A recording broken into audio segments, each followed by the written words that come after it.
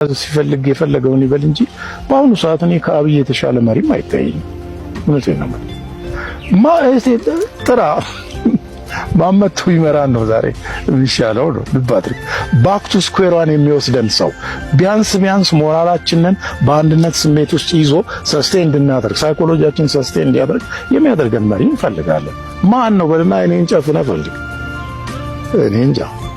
ዛሬ መልማቱ ጥፋት ነው እንበል፣ ሪዞርቱም ጥፋት ነው እንበል፣ ግን እየተወቀሰ ያለው እየሰራ ነው። ልብ አድርግ።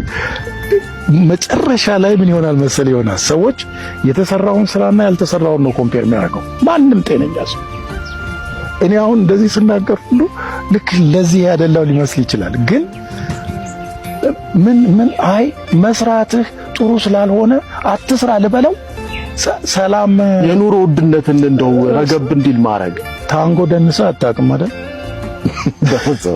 it takes two a tango ይላል ፈረንጅ። it takes two to a tango ገባ። ሰላም ከአንድ ወገን አይመጣም፣ ከአንድ ወገን ምኞት አይመጣም። ኦኬ አጀንዳ ያለው ሰላም የሚፈልግ ወገን መኖር አለበት። ለዛ ደግሞ ገፊ መሆን አለበት ህዝብ ነው። ህዝብ ነው። ይገባል። እኔ ለምሳሌ በምኖርበት አካባቢ ትምህርት ቤቴ ተዘግቶ ጤና ጣቢያዬ ተዘግቶ እየተሰቃየው ማረስ የማልችልበት ሁኔታ ሲመጣ እንዴ ምንድነው ነገሩ? እኔ እናንተ የምትታገሉትን ነገር እኔ አገባኝም፣ ግን እኔ አርሼ ልብላ እንጂ ማለት የለብኝም።